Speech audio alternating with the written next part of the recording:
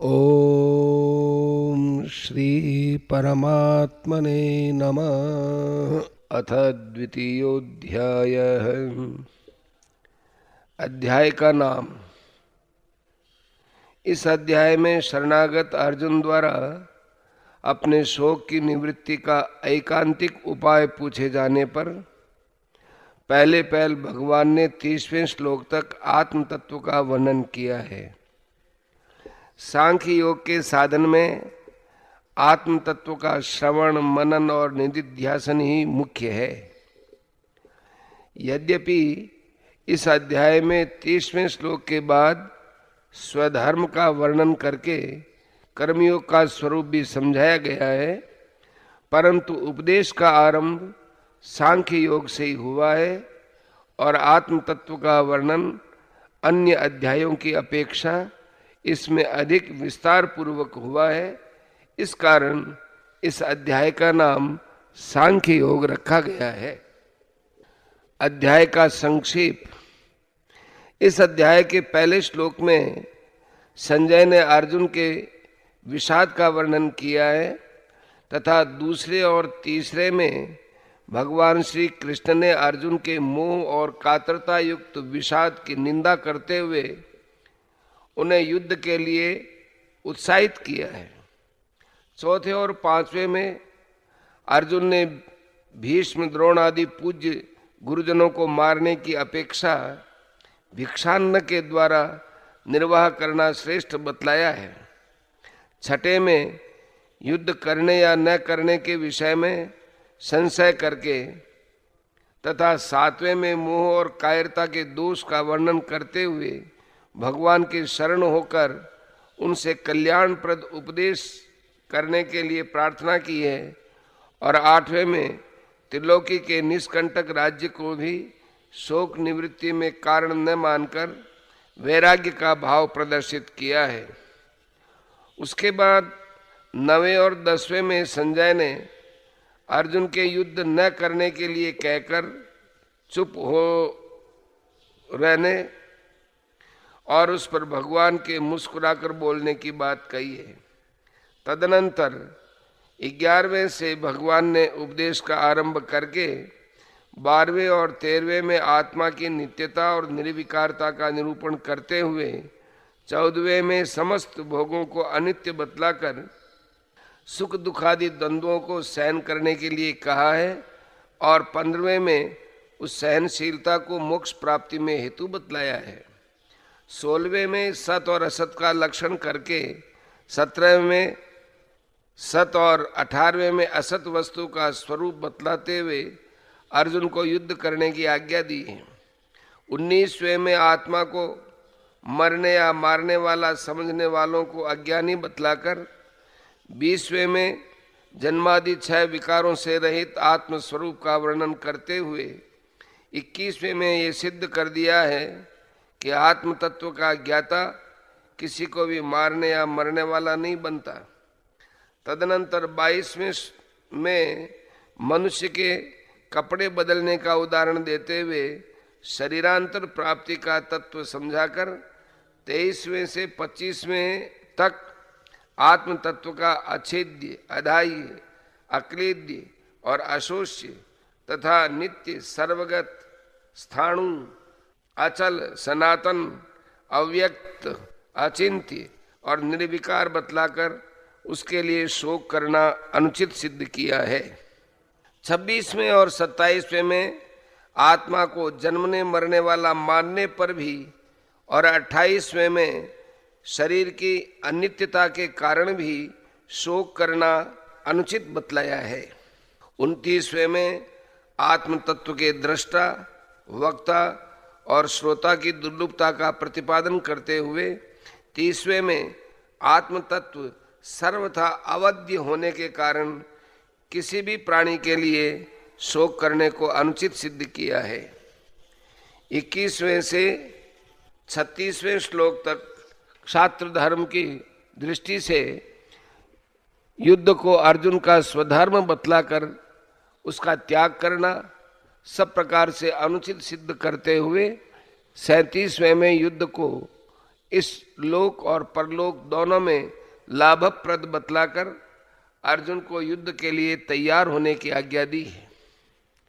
38वें में समत्व को युद्धादि कर्मों में पाप से निर्लिप्त रहने का उपाय बतलाकर 39वें में कर्म बंधन को काटने वाली कर्मयोग विषयक बुद्धि का वर्णन करने की प्रस्तावना की है। 40वें में कर्मयोग की महिमा बतलाकर 41वें में निश्चयात्मिका बुद्धि का और अव्यवसायी सकाम पुरुषों की बुद्धियों का भेद निरूपण करते हुए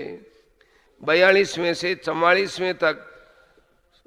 स्वर्ग परायण सकाम मनुष्यों के स्वभाव का वर्णन किया है। 45वें में अर्जुन को निष्काम, निर्द्वंद, नित्य सत्वस्थ, योगक्षेम को न चाहने वाला और आत्म संयमी होने के लिए कहकर 46वें में ब्रह्मज्ञ ब्राह्मण के लिए वेदोक्त कर्म फल पर सुख भोग को अप्रयोजनीय बतलाकर 47वें में सूत्र रूप से कर्मयोग का स्वरूप बतलाया है। 48वें में योग की परिभाषा समत्व बतलाकर 49वें में संबुद्धि की अपेक्षा सकाम कर्मों को अत्यंत तुच्छ और फल चाहने वालों को अत्यंत दीन बतलाया है। 50वें और 51वें में संबुद्धि युक्त कर्मयोगी की प्रशंसा करके अर्जुन को कर्मयोग में लग जाने की आज्ञा दी है और संभाव का फल अनामय पद की प्राप्ति बतलाया है। उसके बाद 52वें और 53वें में भगवान ने वैराग्य पूर्वक बुद्धि के शुद्ध, स्वच्छ और निश्चल हो जाने पर परमात्मा की प्राप्ति बतलाई है। 54वें में अर्जुन ने स्थिर बुद्धि पुरुष के विषय में 4 प्रश्न किए हैं तथा 55वें में पहले प्रश्न का 56 तथा 57वें में दूसरे का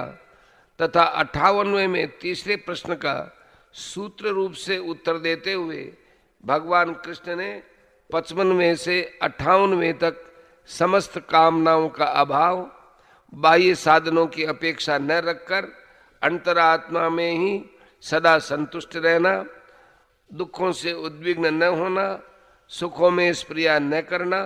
राग, भय और क्रोध का सर्वथा अभाव, शुभाशुभ की प्राप्ति में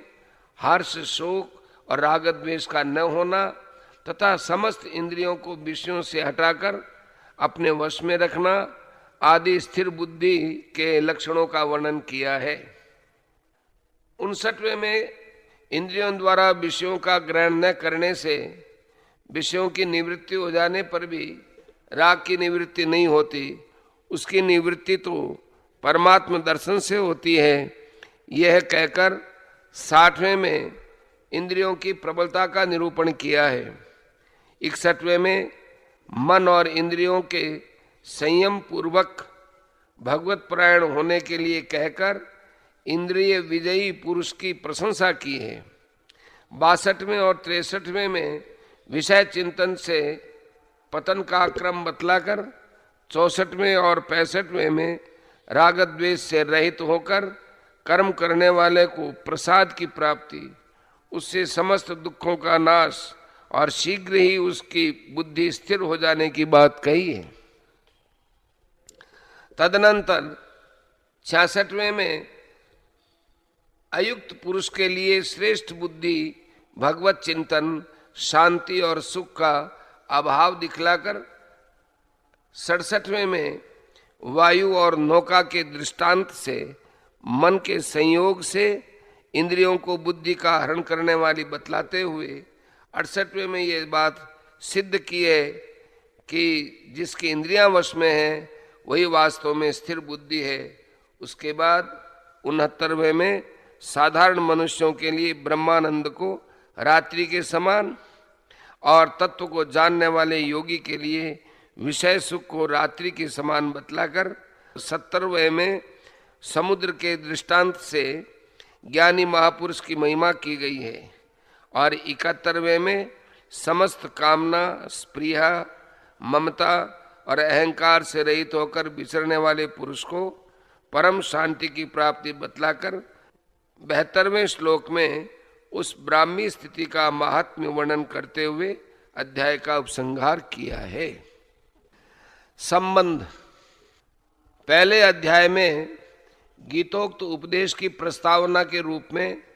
दोनों सेनाओं के महारथियों और उनकी शंखध्वनि का वर्णन करके अर्जुन का रथ दोनों सेनाओं के बीच में खड़ा करने की बात कही गई। उसके बाद दोनों सेनाओं में स्थित स्वजन समुदाय को देखकर शौक और मोह के कारण युद्ध से अर्जुन के निवृत्त हो जाने की और शस्त्र अस्त्रों को छोड़कर विषाद करते हुए बैठ जाने की बात कहकर उस अध्याय की समाप्ति की थी। ऐसी स्थिति में भगवान श्री कृष्ण ने अर्जुन से क्या बात कही और किस प्रकार उसे युद्ध के लिए पुनः तैयार किया, ये सब बतलाने की आवश्यकता होने पर संजय अर्जुन की स्थिति का वर्णन करते हुए दूसरे अध्याय का आरंभ करते हैं।